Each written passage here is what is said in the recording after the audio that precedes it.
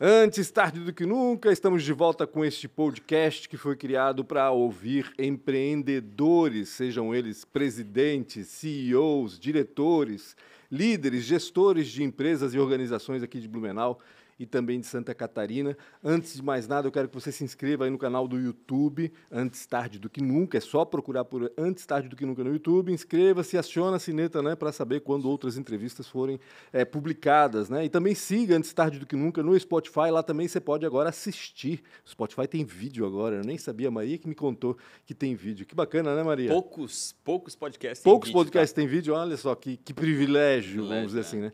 E também siga Antes Tarde do que Nunca no Instagram, @podcastATDQN, que são as iniciais do Antes Tarde do que Nunca. Lá também a gente vai colocando alguns spoilerzinhos, né? A gente podia botar, né? Avalie o Antes Tarde do que Nunca. Dá para avaliar no YouTube. Eu não sabia disso. Também não não sabia. dá para avaliar no YouTube? Não sei. A Maria não sabe, ela ficou congelada. Sabe, até eu fiquei com Dá um medo like agora. no YouTube, compartilha e pronto. Consegue avaliar agora, Mas no aplicativo do celular só, eu acho. Acho que não, no YouTube. É? Consegue avaliar. Né? Entendi. Não, maravilha, então. Rafa, por favor, fala rapidamente de quem banca essa bagaça inteira. Obrigado demais à ProWay, né? A ProWay que é a casa aí do desenvolvedor, esses caras que juntos aí com a prefeitura e com vários órgãos criaram o Entra 21 e já formaram mais de 5 mil desenvolvedores. Sem querer, esses caras mudaram a matriz econômica da nossa cidade. Ajudaram a mudar, né? Ajudaram a mudar a matriz econômica da cidade. E obrigado demais desde o começo, desde o primeiro pedido que a gente teve aqui, vocês apoiaram, estão apoiando desde lá. Obrigado demais a ProWay. Se você está querendo mudar de carreira, quer mudar aquilo que você está fazendo, busca a ProWay, certamente você vai encontrar algo para transformar ou dar um outro caminho para aquilo que você está fazendo. Obrigado a Nayara, ao Sérgio e também ao Guilherme Tomil.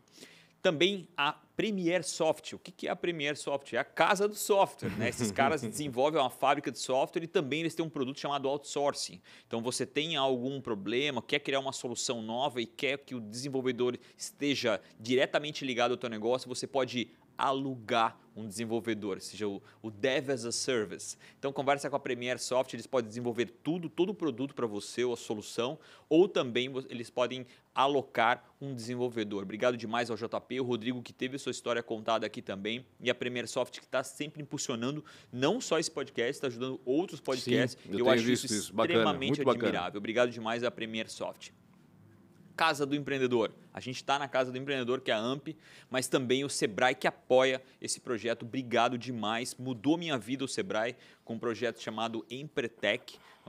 Para mim, eu acho que é o filé mignon do produto deles, mas tem vários outros produtos lá que eu acho que você vai gostar. Conversa com eles, está pensando em empreender, já está empreendendo, está tendo dificuldade ou não está tendo dificuldade, conversa com o Sebrae que certamente vai achar algum produto ali que faça sentido com aquilo que você está fazendo. Essa entrevista vai ao ar agora no final de julho, então está rolando uma turma do Empretec agora, né? Na realidade não tem mais como se inscrever, mas fica ligado, porque quando houver novas inscrições, a gente vai falar aqui, dar um toque aqui também. Muita gente faz, e eu até, alguns sócios meus quando participam, vão em outra cidade. Sim. Fazem em outra cidade, porque até aumenta tem que ficar ligado aqui na região, então. Exatamente, então, não percam. Bacana. E também a Isidoro Automóveis, que é a 8ª maior loja do Brasil, quer comprar, quer vender, principalmente quer vender carro agora nesse momento, conversa com eles, estão de segunda a segunda, lá na BR-470. O tempo é bom para vender agora, é isso? Também o momento é bom porque os carros estão caindo de preço. Então, quem vender agora vai estar no alto, vai vender na alta. Então, pensando no carro como se fosse um investimento, é o melhor momento agora de vender para comprar o carro ali no final do ano. Está pensando em comprar e vender? Conversa com eles, Blumenau, Jaraguá, Navegantes e Itajaí. Obrigado demais, Isidoro, Fernando, Eli, todo mundo que apoia esse projeto e assiste, né? Porque toda vez que eu vou lá, eles falam alguma coisa que está acontecendo aqui. Obrigado demais pelo apoio. É isso. Com quem que a gente está falando aqui, cara? Sobrenome forte, tá? Garcia, né? Forte, tá? Fabiano Garcia, para quem não sabe com quem que a gente está falando. O Garcia? Não foi. Mas a esposa é de lá. É verdade, a Alessandra é de lá, é verdade. Já tivemos um Zendron aqui, né? É verdade, tivemos um Zendron. O Fabiano tem privilégio de entrevistar ele agora, porque eu conheço ele já, meu Deus, há quanto tempo, né, Fabiano? Melhor nem dizer, né? Mas da época do colégio, vamos lá, né? Vamos falar assim que é melhor, né? Da época do colégio já conheço o Fabiano. Ele nasceu aqui em Blumenau, mas morava em Gaspar, né? Morou... É aquela história, né? Mora no Gaspar, vem nascer em Blumenau. Isso. É gasparense, não é blumenauense, vamos combinar. E hoje está em Florianópolis, né? A Mediasoft é a empresa do Fabiano. Tem sede em Florianópolis, né, Isso. Fabiano? Tudo Isso. bem? Bem-vindo. Obrigado por aceitar o convite. Obrigado, Pancho. Obrigado, Rafael, pelo convite. É um prazer estar participando do podcast de vocês, que vem fazendo bastante sucesso. Legal. Que legal. Está bem bombando nas redes aí. Que legal. Então, falando um pouco da minha história, como tu falaste, eu nasci em Gaspar, né? E fiz todos os meus estudos aqui em Blumenau. Né? Eu vim para cá fazer minha 5ª série no Santo Antônio, fiquei até o 3º aqui. Deve ser comum isso ainda, não? Ainda é. Ainda é. Mas se bem que tem bastante colégios bons lá em Gaspar também, Sim, né? Na época a gente vizinhas. estava não estava tão bom assim. Porque era muita gente que vinha de Gaspar, de Indaial, de Timbó, até do Alto Vale vinha gente longe, né? Verdade. Presidente de Túlio, eu lembro que eu tinha colega de presidente, que é longe pra cacete. Acho que nem tinha colégio particular nessas não cidades. tinha ainda. Né? Provavelmente Na não, época, não. Provavelmente não, exatamente. E aí vim para cá fazer os meus estudos aqui. Aí conheci uma turma gigante em Blumenau, que ainda são meus amigos, continuo conversando com eles bacana, e tal, né? E também foram comigo depois para Floripa, que eu fui fazer engenharia elétrica em Florianópolis. Também foi uma raça para lá fazer engenharia, medicina, e assim por diante, né? Então, tem uma ligação grande ainda com o pessoal aqui de Blumenau. E chegando em Floripa, fiz a minha engenharia lá e trabalhei bem na parte de elétrica, assim mesmo. Tinha pouco contato com computação, né? Mais hardware mesmo. E assim, hoje... tentando fazer um retrospecto, assim, a gente teve pouquíssimas cadeiras com computação na época lá. Entendi. Né? Então, assim, na época de que programação... ano que era isso? 84. Era jovem ainda a programação, né? Então, assim, mexia com computadores grandes. Era computador industrial, exatamente, né? 84 perfuração em cartão, né? Tu fazia com os cartões perfurados e tal, né? Eu tive contato com um computador mesmo, aqueles Cobra 500, acho que era, né? Em 88 foi isso, se não me engano, 87, 88. 84 mesmo, estava tudo engatinhando, provavelmente. E aí aí me formei em 90, voltei para cá, trabalhei em Blumenau, numa empresa de engenharia. Tu já morou em Floripa na época? Tu não ia Morou, eu morei em Floripa, eu fui para lá. Na verdade, meu irmão já morava em Florianópolis fazendo medicina lá, e a gente dividia apartamento juntos com mais uma galera, e ficamos lá até a formatura. Aí me formei em 90, vim para cá e comecei a trabalhar numa empresa de engenharia aqui em Blumenau. Certo. Né? E em 90 que eu fiz o primeiro curso de computação mesmo, né, no Senai. Né, por ti, assim? Por mim. Introdução à informática. Né, o que era, o disquete, formatação. Sim, o negócio, básico, né? do básico. O super básico, né? E aí, entrando nessa empresa, precisava de alguém para trabalhar um pouco com a parte de informática. Comecei a ajudá-los ali, porque eles trabalhavam com engenharia civil, né?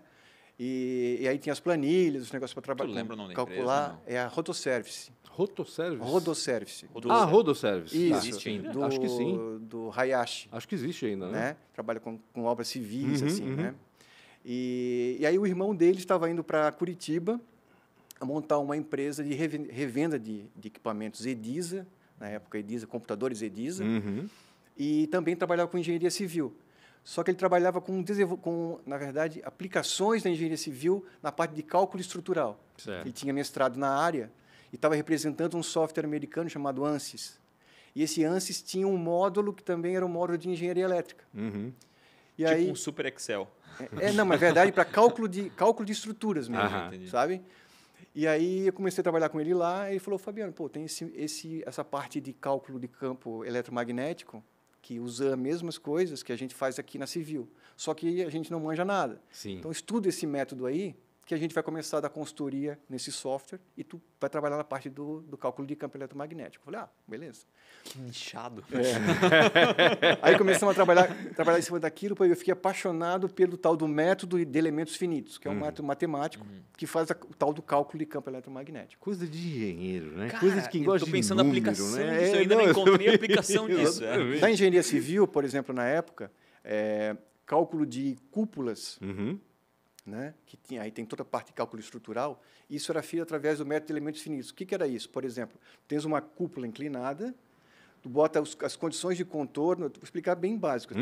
As condições de contorno, tu transforma essa cúpula em malhas, cada malha tem um pontinho, e ele calcula, por exemplo, todas as variáveis ou forças, pesos, né, daquela estrutura inteira. Que loucura. Então, tu consegue criar, por exemplo, um mapa de calor, dizendo que aqui tem mais peso, lá mais peso. Tu faz o cálculo estrutural daquele onde negócio. Tem que reforçar mais, onde tem que ter mais cuidado, enfim. Então, hoje existem vários já softwares nacionais que fazem isso, né?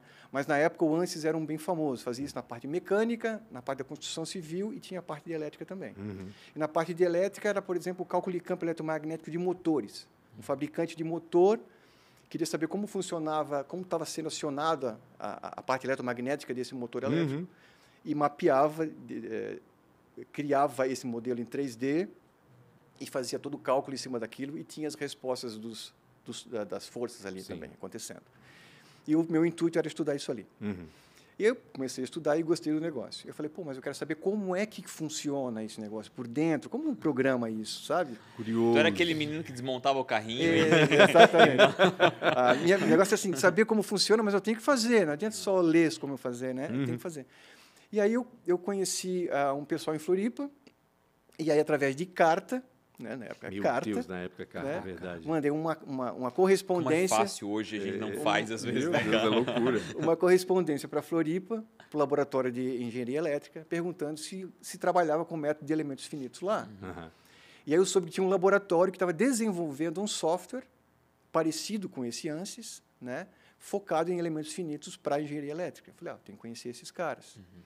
Aí, nas minhas férias, peguei o ônibus, fui a Florianópolis, marquei com o coordenador do laboratório, fui lá conversar com ele, expliquei para ele. Fizesse uma missão. Uma missão, Aqui a Floripa nesse ano era uma missão, né? Sem BR duplicado, imagina mesmo. E aí conversei com o cara e falei, olha, estou a fim de conhecer bem esse método, não sei o quê. Ele disse, está aberto as inscrições para o mestrado. Coloca o teu currículo aí, né? Eu me inscrevi, fui aceito. E aí a dificuldade era, vou deixar o meu emprego para voltar à universidade e ser bolsista. Né? Detalhe, teu irmão era médico. Meu irmão médico. Teu pai deve ter dado uma surra. E aí entra o apoio familiar, né? Então, assim, a minha mãe deu sempre força, tipo, não, teu negócio vai para frente, né? Se é para melhorar, vai, né? Lógico. E aí conversei bem com eles, o pai, obviamente, ficou um pouco meio assim, mas tá, beleza. Aí eu deixei meu emprego em Curitiba, fui a Floripa para fazer mestrado, né? E eu comecei a trabalhar realmente programando software, né? Mas mais na parte que eu fui depois me agradar mais, que é a parte gráfica. Né? Então, quando eu caí no meu mestrado foi em cima do desenvolvimento de uma aplicação gráfica para visualizar resultados desse software de campos magnéticos, né? Então, eu conseguia mostrar através de gráficos de cores, tudo isso em 3D já, né? Em 3D na época? 3D. Em cima de máquinas, a gente trabalhava lá em máquinas HP, usava-se o HP UX, que era a Unix da HP, né? Então, se programava ali em cima usando o OpenGL e todas essas ferramentas ali. E aí fui cada vez me apaixonando mais pela questão gráfica do negócio. E aí aconteceu um congresso internacional de engenharia na parte de campo eletromagnético em Florianópolis. Foram várias pessoas para lá.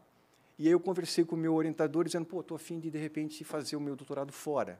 Porque ele tinha feito o doutorado dele fora. Aí, para onde tu queres ir? Eu ainda não sei e tal. Aí ficamos conversando sobre aonde ir. E eu lembro que teve um pesquisador de Portugal, que ficou muito tempo conosco no laboratório ali. Ele falou, vamos para Portugal, vamos fazer em Portugal, não sei o quê. E aí eu fui ficando amigo do cara e tal, e até minha tendência era ir a Portugal. E aí o meu orientador me chamou e falou, olha, tu quer realmente fazer um doutorado fora do Brasil nessa área? Eu falei, quero. Tá, então a gente vai fazer o seguinte, vamos procurar a melhor universidade para fazer isso. Legal. Né? Já que tu quer ir mesmo, vamos fazer. Aproveitar bem. Né? Já que tu realmente vai... Portugal é legal, mas os caras que montaram os laboratórios de Portugal vieram de Grenoble, na França, lá onde eu fiz o meu doutorado, onde ele tinha feito o doutorado dele. A gente tem um contato lá e vamos perguntar para eles quais são as áreas que eles estão precisando de pesquisadores lá. A gente mandou um e-mail para o cara. Já tinha e-mail, não era carta. Porque entre universidades já tinha e-mail. Era zip mail, de certo. É verdade, na época as primeiras, né? Era entre universidades. Comunicação. Né? Mas mesmo assim, a demora era grande. Mandava um e-mail, sei lá, era toda 2 dias depois o cara ia ter que responder. 15º dia do mês que alguém ia olhar a caixa. Né? E aí ele veio e me falou, olha, tem 2 áreas para fazer, a área 1 e a área 2. E aí eu falei com ele, tá, se fosse para tu escolheres, né, em relação a né, tentar dar uma visão assim de aplicação depois disso, né? Ele assim, tem a parte de compatibilidade eletromagnética, que é algo que está se estudando bastante hoje aqui no Brasil, e eu acho que vale a pena tu voltar especialista nisso. Aí ele me deu um material para eu ler, eu saí estudando aquilo, falei, pô, acho que é bacana, acho que eu vou me encarar. E como eu não tinha vínculo nenhum com a universidade, eu era só bolsista de pesquisa do CNPq, mas não tinha vínculo com a UFSC, né? Sim. Toda demanda... Não era professor, né? Toda demanda tinha que ser por conta. Sim. Né? E aí também montei todo um dossiê para o CNPq e tal, explicando, né? E aí submeti ao negócio. Isso foi início de 95, né? Eu estava finalizando meu mestrado. E aí, em 95, em maio, eu defendi o meu mestrado. Logo depois veio o resultado dizendo que eu tinha sido aceito para fazer o doutorado. E a barreira da língua? Porque quando tu estava falando em Portugal, tu estava tranquilo, né? Apesar de ter umas diferenças. Sim, mas sim, a sim. França, Mas né? a França, o francês... eu comecei a fazer francês assim que submeti o negócio, né? Porque eu tinha que fazer uma prova de proficiência para conseguir a bolsa. Entendi. Né? Claro. Aí eu fiz aliança francesa por uns 3 meses, mais ou menos. Depois eu fiz um intensivão de francês com uma professora particular para fazer as provas de proficiência. Né? Então, era bem focado no listening, né? Em inglês, né? Escutar, falar e ouvir, em cima de francês, para fazer a prova. Aí, felizmente, consegui a nota para a prova, e aí fui aceito no CNPq, e aí eu estava namorando na época. Uma francesa. Uma brasileira. daqui do Garcia. Do Garcia. Por que não pegou a professora, pô? E aí eu falei para a Alessandra, vamos junto? Né? Claro que vamos juntos. Namorando? E ela disse sim? Isso. Ela estava fazendo o último ano de nutrição. E aí eu falei, vamos adiantar. Mulher apaixonada. Vamos tentar incrível, adiantar né? essa. Vamos Qualquer adiantar apaixonado, né? Não só mulher. Adiantar essa formatura e vamos tentar ir todo mundo junto nesse ano. E aconteceu, a gente noivou, casou e foi para lá. Né? Então, em finalzinho de outubro de 95, eu estava lá na França. A Alessandra sem falar nada de francês, né? Meu Deus do céu. E eu falando no básico. Sem internet na mão, sem celular, sem nada. E tentando entender as coisas e, né? Pô, aí tu te vira, né? Tem que alugar apartamento, aí vai. Vai conhecendo o povo. Vai conhecendo o povo e tal. E aí foi uma experiência sensacional. Foram 4 anos lá, né? Eu voltei uma vez só para cá. Ah, é? Nesse tempo todo, E aí meus pais foram 2 vezes para lá, os pais da Alessandra também foram, né? E a gente aproveitou o máximo que pôde, né? Então, assim, a bolsa era curta. Como é que era viver na França? Era muito legal, cara. É mesmo? Em Paris mesmo? Muito bacana. Não foi em Paris. Né? Foi numa cidade chamada Grenoble. Ah, tá. Grenoble fica a sudeste da França, fica pertinho de Lyon. Fica a 90 quilômetros de Lyon. E fica assim... Para fazer uma referência com uma cidade próxima aqui. Parecido tem alguma coisa? Como Merode? Tamanho? Floripa. Tá. Ah, é grande, né? É grande. É a grande Grenoble, que eles falam. Como se fosse a grande Floripa. Então, tem várias cidades pequenas ao redor. E Grenoble é uma grande cidade universitária. Entendi. E um grande polo também de esporte de inverno. Né? Já aconteceu lá todos esses campeonatos de inverno, e tal, Olimpíadas, está acontecendo em Grenoble. Né? Então, ela é cercada por 3 grandes cadeias de montanha. Quando neva, fica tudo branquinho. Legal, aí, cara, em 20 minutos, tu está numa estação de esqui, sabe? Que legal. Então, assim, foi muito bacana. E tem todas essas oportunidades aconteceram. Fabiano, eu sei que quando tu voltaste, tu começaste a trabalhar no que mais ou menos a Mediasoft faz hoje, né? Isso. Então, antes até a gente de continuar essa história, eu queria que tu falasse um pouquinho da Mediasoft. Tá. O que faz a Mediasoft hoje? Né? Qual é o ofício da empresa hoje? Tá. A Mediasoft já nasceu com o propósito de trabalhar com sistemas interativos, 3D, focado em web, na época focado em aplicações de CD-ROM, né? Nossa na época e tal. Mas assim, sempre teve esse intuito, trabalhar com a parte de computação gráfica interativa em real time, né? E até então, porque a tua paixão é design, né? Essa parte gráfica do negócio. Essa parte de que me chama muita atenção, assim, né? E começamos a trabalhar com esse sentido já desde lá quando eu voltei. Né? Qual foi o primeiro trabalho? O que marcou, acho que quando é o pequeno empresário, assim, né? A primeira grande venda o day one, é marcante, né? Porque assim, a gente estava fazendo projetos pequenos, né? Algumas modelagens 3D, algumas animações, tal, assim. Entendi. Mas o que eu queria mesmo é mostrar a potencialidade daquela tecnologia para algo grande. E na época eu abri a empresa em 2001, tá? Esse grande projeto foi em 2003. Certo. Em 2003, estava acontecendo em Florianópolis a construção e o lançamento do Sistema Integrado de Transporte. Né? Antes, toda a questão de paradas de ônibus, não existia aqueles terminais grandes. Né? Era tudo concentrado no centro. E tal. Eles estavam construindo os Sistemas Integrados de Transporte, chamava SIT. SIT. E eu propus para a prefeitura a gente modelar os 3 maiores terminais, o TITRIC, na Trindade, o TI-100 do centro e o TICAN em Canasvieiras, e simular em 3D essa integração, para o pessoal entender como é que funciona. Tu chegar, comprar o bilhete, ficar esperando o ônibus vem, tu entra, troca de terminal, sabe? Fazer toda essa integração ali. Uma simulação daquilo que ia ser construído. Mas algo que o usuário pudesse jogar. Como se fosse um jogo em primeira pessoa, um FPS, assim, sabe? Tudo em 3D ali. E a gente usava uma tecnologia... Tu tinha poder da escolha ainda. Tu entrava como se fosse um game mesmo. Exatamente, só com essa pegada aí. E a gente usava uma tecnologia chamada VRML, que é o Virtual Reality Language Modeling, né? Modeling Language. E essa foi a primeira linguagem de realidade virtual que existia, né?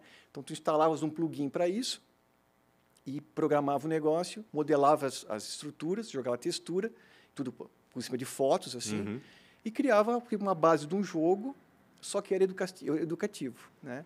E a ideia do projeto foi para pegar isso e distribuir, criar em CD-ROM, né? Para distribuir para as comunidades entenderem o funcionamento do negócio. Entendi. Então, era para a escola pública e tal. A prefeitura comprou a ideia.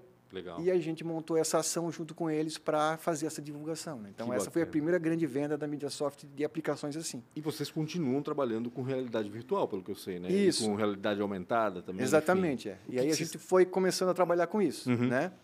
E aí hoje a gente leva toda essa tecnologia para dentro dos óculos. Né? Então, hoje, a parte de... O óculos que o Rafael estava brincando aqui. Esse óculos aqui. Então, assim, hoje a gente trabalha com três frentes, assim, tá? Então, a realidade virtual aplicada à capacitação, treinamento, que é onde eu enxergo um grande nicho de aplicação para ela. Né? Em que setor, por exemplo? Qualquer setor de educação, seja em qualquer nível, seja nível técnico ou mesmo escola convencional, por exemplo, tu consegue consegue criar conteúdos para a realidade virtual. Né? Então, por exemplo, aprender história dentro das pirâmides do Egito. Tu consegue colocar o aluno inserido dentro daquele conteúdo, visitando as pirâmides, o professor junto. Então, já dá para colocar sistema multiplayer, né? Todo mundo junto e tal, dentro daquele lugar. E tendo conteúdo ali. Aí tu pode pensar em biologia, estudo da célula, anatomia, né? A parte de geografia também, por exemplo, vulcões. Tu entrar no vulcão, sabe? A parte de gravitacional dos planetas. Tu consegue criar uma infinidade de aplicações para isso, né? Na parte educacional. Fora a parte técnica, que é onde a gente trabalha bastante. A gente fez projetos, por exemplo, na área de aviação, capacitação de pilotos. Né? A gente tem um parceiro que chama Virtuacim, uma outra empresa, que trata o conteúdo, né? E a gente desenvolve as aplicações. Né? Então, a Virtuacim veio de uma outra empresa chamada Ground School. O que eles faziam? Eles construíam um cockpit do avião em escala 1:1. Escala real. Escala real. E aí, ali na frente, colocavam uma tela de computador, o piloto sentava, e ele tinha uma instrução chamada Ground School, é o nome da instrução também, que são as aulas que ele tem sobre os sistemas do avião, antes de aprender a voar, para entender como é que é o acionamento pneumático, elétrico, como é que são as integrações. Ter o painel do avião. Exatamente. Também, né? Eu aperto esse botãozinho, fiz um bipzinho em algum lugar. O que é isso, né? Acionamento de baterias. Aqui no Aeroclube, acho que tem alguma coisa parecida com isso aqui no nosso Pode Aeroclube. Pode ser, que é bem comum hoje em dia, né? Não, eu vi sim. E aí agora a gente pegou e levou tudo para o virtual. Porque antes, quando ele vendia aquilo, eu quero vender, por exemplo, 3 simuladores, ele tinha que construir os 3, né? Imagina. Então, hoje a gente faz isso tudo aqui. Entendi. Né? Então, ele escolhe no menu qual o avião que ele quer treinar, e aí na casa dele. Mas aí o painel de controle está na realidade virtual. Isso. Também. Entendi. Todo o painel de controle modelado em 3D. Aí vão aqueles controlezinhos para fazer o... E hoje tu não precisa mais nem de controle com esse óculos aqui. Sim. Né? Então, ele verifica o movimento da mão. Ele vê o movimento da mão. Claro. Né? Então, foi uma grande evolução dos óculos. Depois que a Meta, né, o Facebook, comprou a óculos e investiu pesado em realidade virtual, houve uma enorme evolução desse hardware. né? Eles adquiriram também uma empresa chamada... Cara, não vou lembrar o nome agora da empresa, mas eles trabalhavam com rastreamento de mão. Existe uma outra chamada Leap Motion, se eu não me engano, que tu colocava aqui na frente do óculos e ele rastreava a tua mão. Então, tu precisava colocar a câmerazinha dentro do óculos. Eles não, eles compraram a tecnologia e incorporaram a tecnologia nesse hardware. Entendi. Então, hoje, esse hardware, tu não precisa mais de controles. Que legal. A tua mão mesmo, tu interage com as coisas. Que bacana. Então, para a educação, RV, como eu enxergo, tá? Quando a Mediasoft atua, né? Na realidade aumentada, porque a realidade virtual, tu te insere dentro do ambiente 3D, né? A realidade aumentada, tu faz o contrário. Né? Tu usa as câmeras do teu dispositivo móvel, seja tablet, o smartphone, e traz para o real algo que é virtual. Certo. Né? E isso eu vejo muita aplicação na área do varejo. Eu acho que é a grande ferramenta atualmente, assim, que pode ser bem aplicada no varejo em relação a isso. Como né? é que é usado? Porque eu não lembro de nenhuma... Então, por exemplo, um e-commerce. Um e-commerce que venda móveis. Certo. Tu quer comprar uma poltrona nova para tua casa. Para colocar na casa para ver como é que fica. Isso. Entendi. Tu pega a câmera, como se pegasse a câmera do celular e o móvel tivesse instalado ali. Mais ou menos, só que é em 3D, obviamente, né? Enfim, mas mais ou menos o que fazem os fabricantes de tinta para parede, por exemplo. Né? Você faz uma foto, mesmo uma imagem, um vídeo, já coloca lá como é que vai ficar e tal, já sabe. E Entendi. Assim, usa uma imagem real para... o mais famoso... É o da bolinha lá, caçava o Pokémon Go. Pokémon Go. O Pokémon, sim. As pessoas iam com a câmera, encontravam um Pokémon e saíam lá e iam...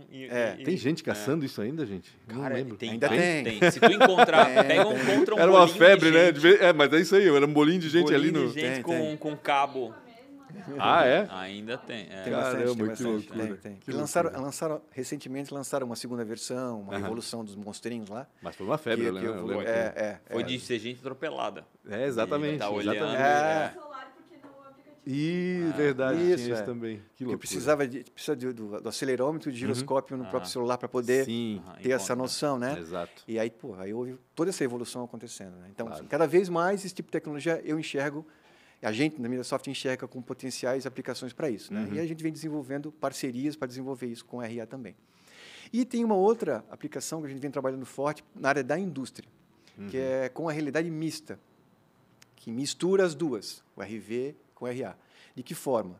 Eu preciso de óculos especiais, né? Que hoje existem duas grandes fabricantes do mundo, que é a Microsoft, que é o HoloLens, que é o óculos deles, e o outro chama Magic Leap, que também é Magic Leap o nome do óculos. Então, é um óculos com lente translúcida, como a tua. Como o meu. A gente consegue enxergar o mundo real ao mesmo tempo, as tuas mãos ficam livres, e o operador de chão de fábrica consegue fazer as suas operações de trabalho dele, né, braçais, e ter todo um aparato tecnológico ao redor dele, né, porque ele tem todas as interfaces, né, os dashboards que ele quiser fazer, ele tem ali. Né? Ele pode se comunicar com o chefe, ele pode abrir um manual, ele pode ver um vídeo instrucional, ele pode, sabe, com aqueles óculos ali na operação. Entendi. Ele consegue, a máquina, ele olha o óculos, ele olha a máquina com os óculos e a máquina já diz exatamente onde ele tem que apertar, ligar, desligar. Né? Isso, Então, tanto para a parte de capacitação isso é usado, né, como exatamente para o dia a dia. Para a operação mesmo, no caso. Em 2020, a gente ganhou uma espécie de concurso, né, da Câmara Brasil-Alemanha de inovação. Certo. Então, eles queriam uma solução para a realidade aumentada para a indústria. Então, eu propus uma solução. A gente foi escolhido entre umas 60 empresas do Brasil, a Mediasoft entrou lá, e a gente trabalhou com eles um projeto de 3 meses, para desenvolver uma POC para eles. Né? E é exatamente essa ideia. Né, de, POC é uma prova de conceito. É, uma prova de conceito. Então, assim, eles estavam preocupados com qual hardware a gente vai usar, e né, esse óculos pode ser que não seja homologado pela Siemens. Então, eu falei, não vamos pensar em hardware agora. Né, a gente vai pensar no processo, e depois a gente vai fazer com um tablet. Depois a gente troca a interface gráfica, porque o mais importante era entender o processo de como ia funcionar. Mostrar. Porque a Siemens tem uma solução na nuvem e que por exemplo, qualquer tipo de sensor das máquinas são mandados para lá e lá é mapeado tudo isso e consegue criar aplicações lendo esse grande banco de dados. Essa aplicação chama MindSphere da Siemens. E depois os caras embaixo têm os KPIs, fazem os dashboards, e aquela máquina tem que fazer manutenção, e a gente consegue mapear isso. E ele queria isso em realidade aumentada. Eu propus para ele, então vamos fazer uma aplicação externa que eu consiga ler as informações do MindSphere, em determinado processo que a gente vai desenvolver, e depois o gerente da fábrica vai andar na fábrica, vai escolher qual a linha de trabalho que ele quer ver, aponta o tablet e vai surgir um dashboard em realidade aumentada. Caraca, bacana. Depois só se troca a interface de... É quase como se a máquina fosse viva, né, e estivesse dando informações em tempo real dela mesma. Né? Então, foi bacana, funcionou, os caras ficaram super contentes, e agora a gente está na segunda fase de tentar realmente avançar nesse projeto. Entendi. E levar também para os óculos, para poder fazer essa aplicação dentro dos óculos. Né? Isso então, foi em 2020? 2020. Plena pandemia... o pessoal trabalhando muito. Talvez esse é até um motivo que acelera, né? Foi um ano difícil, né? Mas foi bacana assim por causa disso. Né? Teve essa empolgação ali em cima disso aí. Né? Que legal. Então, assim, eu vejo bastante aplicações de chão de fábrica para essa tecnologia. Né? Entendi. Então, são essas três grandes vertentes que a MediaSoft trabalha hoje. Né? Educação. RV para capacitação, RA para varejo e RM, né? Mista, para a parte de chão de fábrica. Capacitação mesmo, deve ter...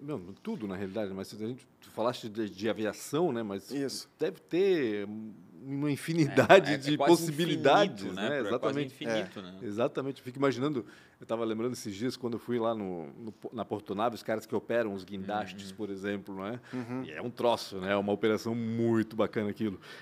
Né? O cara pode aprender numa realidade virtual, enfim. As capacitações médicas são muito feitas por isso também, agora, verdade, feito isso, né? Então, são algumas aplicações que a gente tem trabalhando. Em 2001, a gente trabalhou... 2021, ano passado, a gente trabalhou com uma empresa francesa, ficamos o ano inteiro trabalhando com ela, e eles chamam VirtualiSurge, o nome da empresa. Eles trabalham com essa parte de simulação na área cirúrgica, médica. Né? E o projeto que a MediaSoft fez com eles foi em cima de um aparelho de anestesia. Entendi. Então, assim, a gente modelou todo esse aparelho de anestesia em 3D, e com os óculos, eu tinha lá algumas situações que o anestesiologista ia aprender a fazer, a manipular aquele equipamento, em diversos casos clínicos. Assim, né? Então, existia um paciente virtual, acontecia alguma coisa com ele, tinha que alterar o equipamento. Então, entendi. É importante que tu consegue fazer o equipamento, tu pode criar tudo, testar todos os problemas que aquele equipamento pode ter antes mesmo de o equipamento ser criado. Né? Tu consegue fazer um teste forte sobre isso ali, e principalmente os equipamentos são muito caros. São caros, né? Então, quanto mais alto o ticket, melhor é para o business. E o que a gente vem falando muito sobre essa questão de custo-benefício da realidade virtual para a capacitação, a gente fez um grande estudo para essa parte de aviação. Né? E uma coisa que a gente conseguiu em números, no Brasil, uma determinada linha aérea, ela tem um centro de treinamento focado no estado brasileiro, São Paulo, por exemplo. São José dos Campos, que é a base... Tem a casa deles, né? E eles têm aeroportos espalhados pelo Brasil inteiro, onde tem técnicos e pilotos que pernoitam e ficam são de lá. Né? Quando existe uma capacitação, o que acontece? Todos esses profissionais são deslocados das suas bases para o centro de treinamento para ter aquela capacitação. Quantos milhões de reais? Então, aí tu vê diárias, alimentações, né? Toda a parte de hospedagem, tal, desse grupo inteiro que fica lá. Claro. E depois volta. Então, com o óculos, é exatamente o contrário. Tu manda os óculos para lá. Sim. Né? Então, o exemplo que a gente criou foi a troca de óleo do equipamento dentro da turbina. A gente desenvolveu isso para uma empresa aérea. Então, a gente modelou a turbina em 3D e tal. Pô, nível de qualidade gráfica hoje em dia hiperrealista. É só ver esses games nos aí. Jogos, então, nos jogos a gente fica impressionado. Passar essa impressão e o cara colocava o óculos. E o legal desse equipamento, especificamente, que a gente vem trabalhando bastante com ele, é essa mobilidade que dá.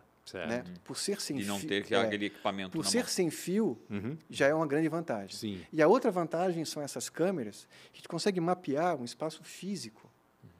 E tu consegue andar livremente pelo espaço físico. Sabe? Então, assim, a gente criou a turbina e o cara andava solto na sala, ao redor daquela turbina, como se ele estivesse lá. Como se estivesse lá. Que bacana. Então, tu pega tudo isso e despacha para cada centro. Então, a economia é gigante, cara. Daqui a pouco está todo mundo assim lá, né? Os caras são... Quem vê de longe, né? São todos meio... Uma pergunta que eu vou te fazer, e talvez até cruel, mas vamos lá. Por que isso não evoluiu mais? Né? Beleza, a tecnologia... Poxa, mas essa tecnologia já existe há tanto tempo, né? É verdade. Por que ela não... questão de... Porque a gente faz sempre desse jeito e esse jeito deu certo até agora? Tem a ver com isso? Não. Tem a medo ver, da mudança? Tem a ver com tecnologia, mas tem muito a ver com o custo. Entendi. né? Hoje já se pode falar em pegar esse óculos e mandar para cada um deles, porque hoje um óculos desse custa $300. Certo, bem mais acessível. Quando eu comecei a trabalhar com realidade virtual, um óculos que era bem inferior a esse, tá? $30 mil. Meu Deus do céu, que loucura. Com fio, uma parafernália gigante, entendeu? Então, houve uma grande evolução tecnológica disso aqui. Então, eu vejo assim também a próprio investimento do Facebook, né? Quando adquiriram isso e o cara vislumbrou a aplicação, né? Ele está investindo bilhões de dólares nesse troço, sabe? Então, ele está investindo o futuro inteiro de todo o conglomerado dele nisso. E aí, assim, quando tu vê que não é só ele que está fazendo isso, né, tu vê Microsoft investindo. A Microsoft também está investindo numa ideia de metaverso, usando o Mesh, que é uma outra plataforma deles em cima do HoloLens. Né? Então, várias estão atacando esse universo, porque realmente não tem mais escapatória. Né? Cada vez mais o hardware vai ficar pequeno, né? Daqui a pouco vai sair o óculos pequenininho assim. Certo. A Apple vai estar lançando um óculos mais ou menos pequeno, sabe? Tá? Então, assim, a gente está falando em Amazon. Tem um da Amazon.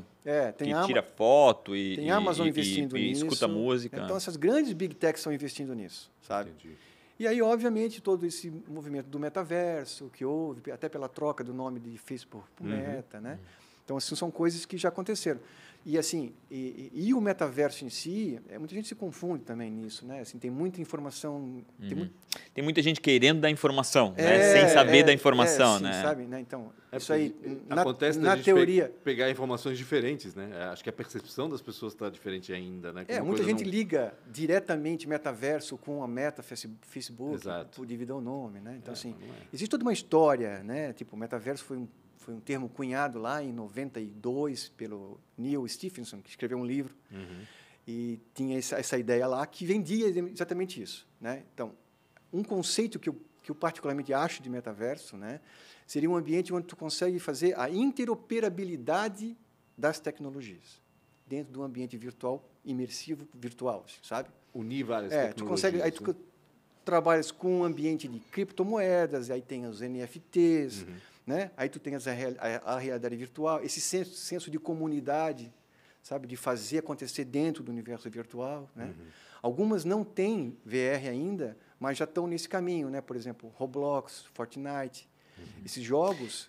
Né? Eles já são, né, metaversos, né? Inclusive, então, existe muita grana ali, né? Esses caras já estão monetizando legal em cima disso, né? A venda de espaços lá dentro, marcas vendendo seus produtos lá dentro, influenciadores estando lá dentro, né? Gente fazendo shows lá dentro, né? Ariana Grande, esse pessoal todo já criou seu personagem, criou aplicações lá dentro. Mas para o VR, isso é muito maior, assim, sabe? Tem uma empresa chamada NextVR, que foi comprada pela Apple. Esses caras desenvolveram uma tecnologia para evento com VR, né? E agora eles não estão mais no ar, né? Mas eu consegui assisti-los enquanto eles estavam no ar, eles não eram Apple ainda, né? Com isso aqui. Eles desenvolveram as próprias câmeras de captação 360. Na verdade, eles desenvolveram câmeras 180 estereoscópicas. Qual que é a diferença das duas? Quando tem estereoscopia, tu consegue ver profundidade, tu consegue entender que esse objeto está na frente do outro. A terceira dimensão. Tu consegue ver bem a terceira dimensão. E para evento, o que te interessa é que está no teu 180. Sim, com certeza. E aí os caras faziam exatamente isso. NBA, jogos de tênis, tudo quanto é evento que tu pode imaginar, tu tinha os teus espaços que tu podia estar presente em lugares assim que, se tu fosse comprar o ingresso, tu não estaria. Né? Então, aí tu já consegue ajudar a gente com deficiência de mobilidade. O cara poder escolher um lugar bacana para ver o show, do lado do baterista, do lado, sabe? Outra experiência. É um negócio muito louco isso, cara. Assim, então, assim, para evento, tem um universo também que se tem, né? E cada vez vai ficar mais barato, né? A gente está falando em $300. Sim, imagina. Eu acredito muito nesses wearables, né? Cada vez mais a gente... Até porque o celular é isso, né? O celular em 2002 ou 2003 era um flip e o jogo da minhoquinha, né? Então, a gente não pode esquecer disso. Não? Faz nem 20 anos atrás que a gente fala de iPhone e a mudança para esses smartphones. Então, eu acho que é muito isso. E para mim está muito vinculado ao hardware, né? Esses saltos, né, para a gente realmente viver o metaverso da forma que eu acredito que a gente ainda vai viver. E lembrando que a gente nós dois, principalmente, você não que vive muito esse mundo, mas a gente ainda é o das antigas ainda, né? Cara, que existe um grande salto para a gente poder chegar nisso. Sim. E também eu acho que todo mundo, a visão de mercado. Para a molecada também, né? não tanto, né? Porque a molecada vive, né? Vive muito isso, Verdade. E também a questão do mercado em si. Quando a empresa grande, ela enxerga mercado na aplicação. Entendi. Né? Antes, quando ela enxerga, não, isso é só um joguinho, o meu universo não vai estar aqui dentro. Aí é papel de vocês mostrar também, né? E aí o que ajuda são essas grandes empresas já divulgando isso. Exato. Né? Exatamente. O louco é que, até falando o que aconteceu hoje, né? A molecada ela não tem a percepção do físico mais. Hoje estava uma discussão na Touch lá que 2 pessoas estão querendo comprar um ingresso de uma pessoa que está no Rio e elas querem saber como é que elas vão pagar quando esse ingresso chegar. Daí eu falei, encontra alguém no Rio, de confiança, que a pessoa entrega lá e você faz um Pix para a pessoa. Né? Dá para fazer isso. Hoje as pessoas esquecem que existem as pessoas físicas, né? Que tu tem que encontrar. Então, essa galera tá mais conectada, né? Fabiano, essa história de metaverso para vocês deve ser muito mais fácil para as empresas que trabalham já com realidade virtual e realidade aumentada enxergar isso. Enxergar e imaginar o que pode virar necessidade e, por consequência, negócio, né? Ou não, né? Vocês devem estar fazendo esse exercício. E vocês estão sendo procurados para... Sim. Assim, uma coisa que fica um pouco meio assim é pessoas vendendo coisa que não é, sabe? Agora, meu amigão, vai ter... Qualquer coisa... Como tá mal entendido, né? Qualquer coisa que disser, o cara vai... Qualquer coisa metaverso me chateia. Tu tá 20 anos nessa pegada, né? O cara chegou ontem já é o Midas do metaverso. Qualquer coisa metaverso é complicado. E tanto que eu até ficar um pouco receoso de falar isso, sabe? Tu faz metaverso? Tu faz metaverso? Os caras me perguntavam assim. Calma, não é metaverso, não se faz, né? Ele não é um software, ele não é, né? Então, mas tudo bem. E aí eu fui absorvendo um pouco, vamos chegar na linguagem que a galera está entendendo e a gente, né? E, sim, assim, a gente faz metaverso.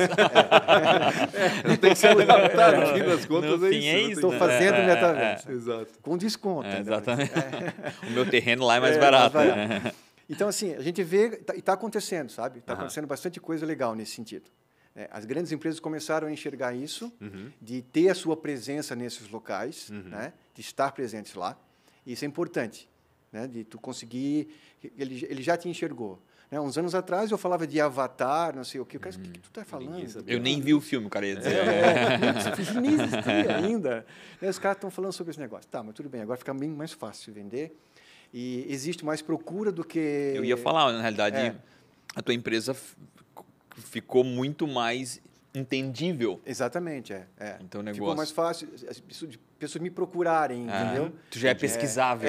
Tipo, mas isso aí é o que tu fazia lá, não sei. Tá, então, né? Não, mas já evoluiu muito. Não, mas já evoluiu. Aí tu explica, também cabe mais no bolso. Sim. Porque, às vezes, fazer um projeto assim, tu mostrar para o cara, mas... Eu acho que não vou investir muito agora, caro, porque é muito caro, né? Porque também, o que aconteceu? Como os profissionais que trabalham com isso, de certa forma, são um pouco mais especializados, né? Mas evoluíram muito. Evoluiu muito essa questão de, eu vou procurar um artista 3D que modela 3D. Antigamente era um pouco mais complicado tu achar um cara que gostava de trabalhar no Max, não sei o quê. Hoje já é bem mais fácil. É bem mais fácil, né? Hoje os caras aprendem a modelar no Blender, que é de graça. Tem super artistas que fazem super trabalhos usando o Blender, sabe? Que é gratuito, né? E tem as outras plataformas que são pagas, né?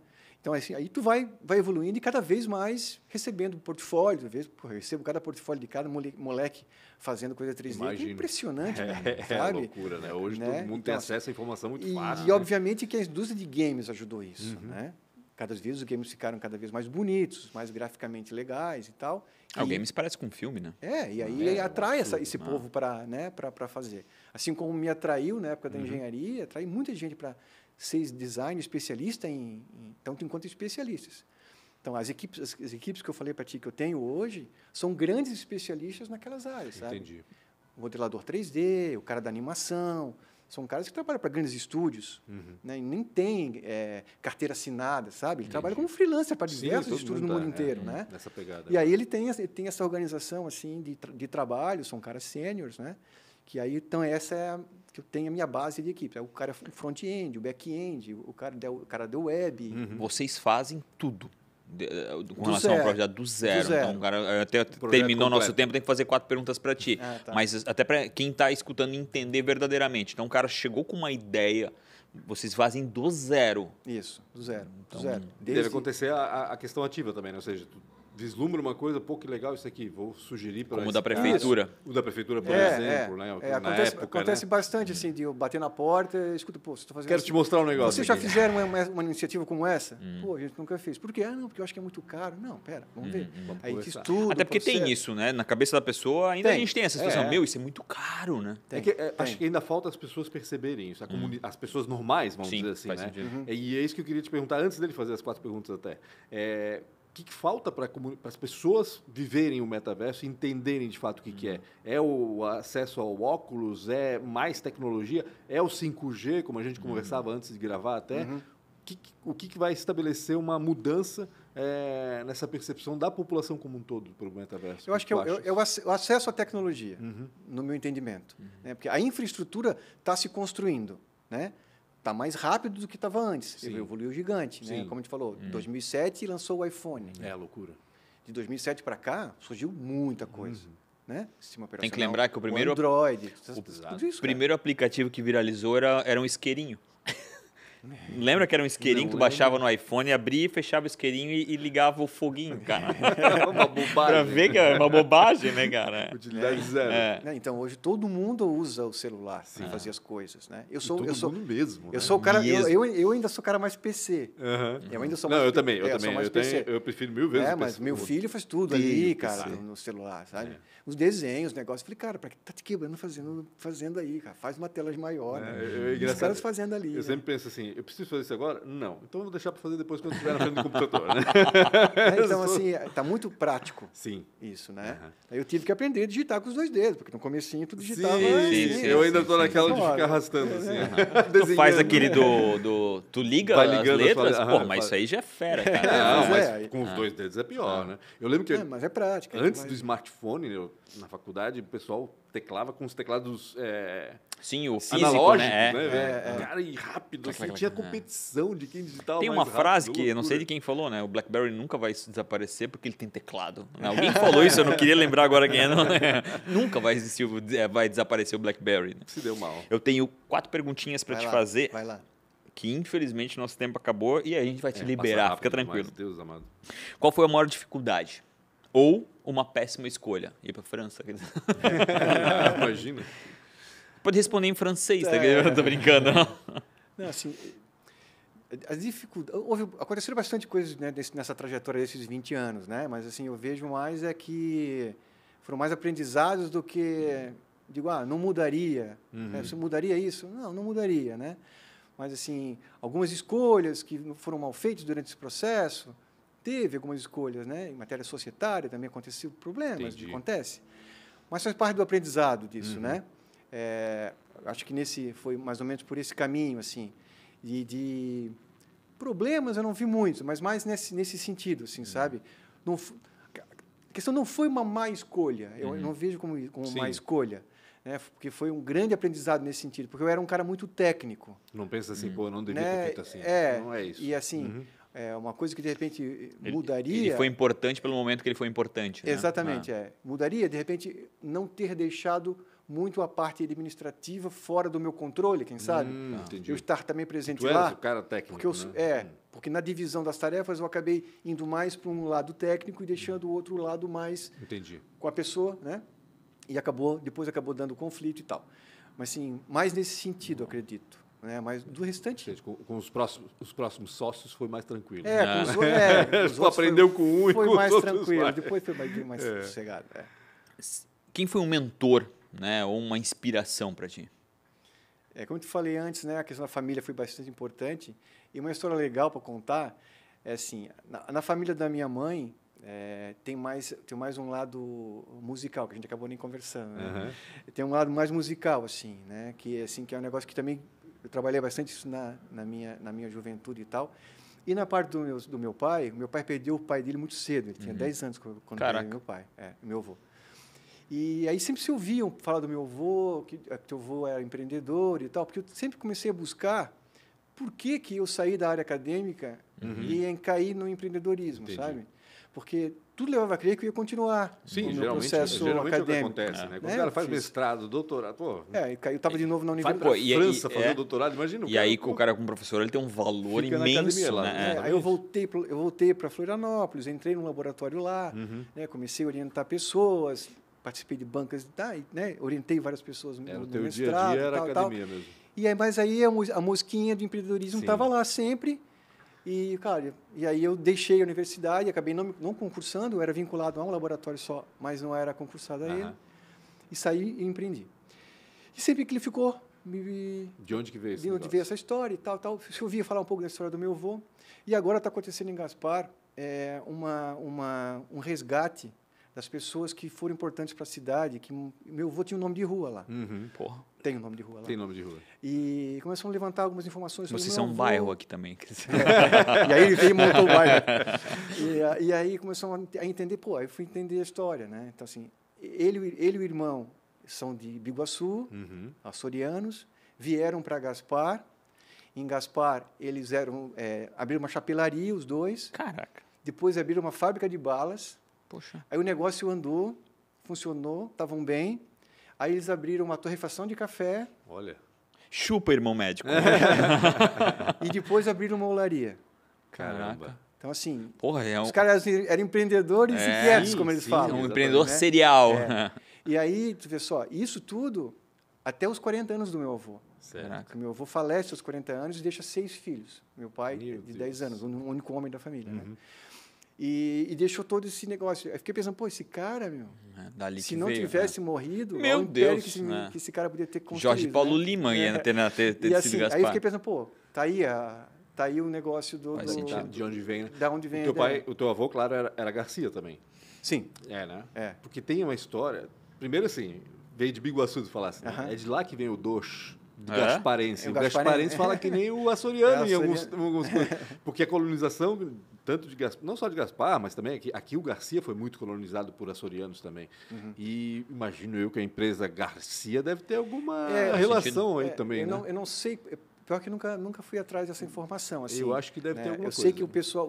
se tu é da empresa ou conhece a história da empresa Garcia, comenta aí. O Adalberto Dai, quem sabe lá, o pessoal da vinícola Abreu Garcia, sabe? Não. Tem uma vinícola? Chama Abreu Garcia. Tá. Eu dei uma confusão mental aqui. Eu achei que tem uma vinícola no Garcia. Falei, caraca. Mas tem? Tem. Aliás, vamos chamar. Me lembra depois, Maria. Aqui em Santa Catarina. Não sei se é Rancho Queimado, posso estar enganado, mas é naquela região de lá. E é parente, é primo do meu pai, né, que também é médico, que também desenvolveu a vinícola e está tocando, chama Abreu Garcia o vinho. Vamos jogar essa pauta para o Blumenau. Isso, boa. Se fosse empreender em algo completamente diferente, o que tu ia fazer? Então, eu acho que aí entraria música. Música? Mas tu empreenderia em música? Como? Eu acho que ia ser cantor. Eu acho que essa questão de produção musical é um negócio que eu gosto bastante, assim, né? Então, eu tive banda na época de gurizada. Tocava contrabaixo, né? Pancho também tocava guitarra. Foi na mesma época do Pancho. Sim, A gente tocou em Blumenau. A banda chamava Sigilo Absoluto. A gente chegou a tocar... Por isso que ninguém conhecia. Era um sigilo absoluto. E a gente tocou no Skull Rock. Tô brincando, pelo amor de Deus. Que legal, no Skull Rock. Caraca, sério? Que massa. Na prainha. Edição de 94 e 95. Que legal. Em 95 eu não estava mais, entrou um outro guitarrista tocar no meu lugar. Em 94 a gente porque daí tu foste para a França. E aí em 94 a gente tocou com o Sigilo Absoluto. Que ano que foi o Mamonas foi em 96. 6 ou 7? 6 ou 7. Por aí, né? Meu, cara, aquele festival era legal, 96, né, porque cara? Porque 96, final de 96 eles morreram, se eu não me engano. Alguma coisa assim. Na noite que a gente tocou em 95, a gente abriu para o Expresso e o Expresso abriu para o Biquíni Cavadão. Que massa, bacana. E aí na outra noite teve Barão, se não me engano. Então, as suas grandes bandas tocando ali. O Ska Rock... Era muito bacana. Ska Rock foi um momento do Barão. Então, aí eu acho que sim, cara. Assim, que gosto bastante, assim, né? O meu filho agora é guitarrista também. Teu filho tem também? uma banda, É que o mercado mudou completamente, o mercado de música. É um negócio que eu gosto demais, assim, de música, sabe? Eu acho que hoje faz mais sentido ainda investir nisso, né? Porque, querendo ou não querendo, é um mercado que tu consegue estourar a bolha. Antigamente não conseguia, era uma dificuldade muito maior. Eu, assim, acho, né? Tenho essa impressão de quem está de fora, que pessoas que não conseguiriam estourar a bolha hoje conseguem estourar a bolha. Mas ao mesmo tempo, tem muita gente fazendo tudo em casa também, porque é muito fácil. Mas tu pensa, uns caras como aquele Acorda Pedrinho, uns caras desse, tipo assim, se fizesse um bom trabalho com eles, talvez eles iam perdurar, talvez não, né? E tu dá mais acesso, né? Hoje as mídias conseguem, né? Tu consegue estar no YouTube, estourar lá, né, cara? E como tem gente boa nesse mundo, cara. Eu acompanho, né? Como tem gente boa, de banda boa, que nunca conseguiu chegar, sabe? Não, no YouTube mesmo, tu vê cada pessoa que tu fica impressionado. Para finalizar e te deixar embora. Diz aí.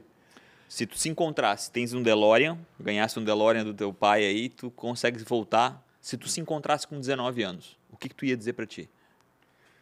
Com 19? Tinha mal entrado na universidade. Eu acho que duas coisas, assim. Uma a ver, de repente, com a parte empresarial, assim, e a outra com música, né? Eu acho que eu diria... A gente vai ter aí, com certeza, um records aí da... Eu acho que eu diria, primeiro, em relação à parte de empreendedorismo, assim, eu já daria um toque, né, assim, olha mais esse lado empresarial. Vai tocando em paralelo já alguma coisa. Quem sabe tu faz aí uma administração junto com tua engenharia, né? Presta atenção um pouco na parte de computação também, está acontecendo, processamento de dados, essas coisas acontecendo aí, dá umas olhadas acompanhar melhor toda a evolução, tanto de um quanto do outro. Isso era uma. E dizia para ele, dá uma estudadinha melhor na guitarra. Aprimora um pouquinho. Insiste. Aprimora. Tu tá tocando legal, mas aprimora. Dá para dar uma melhorada aí. O filho deve estar tocando um monte, né? Tá tocando bem. Modéstia à parte, tá tocando bem. Tá com que idade ele? Ele tá com 18. 18 já. Caramba. Montou uma banda, a banda chama Ariel 12. Ariel 12? Sigam Ariel 12. Ariel 12. Vamos lá, e quem for do Ariel 12, comenta aí. É rock. Bacana. Muito bom. Fabiano Garcia, obrigado demais. Eu tenho que falar das redes sociais, então Pancho com BR, Real Rafa Silva, qual que é a tua rede social? Mediasoft Oficial. Mediasoft Oficial, sigam lá, comentem lá no Mediasoft o que você achou desse bate-papo. Obrigado demais, tirar teu tempo, espaço na tua agenda para vir aqui falar um pouco da tua história. Não esqueçam de comentar. Tamo junto. Valeu, obrigado.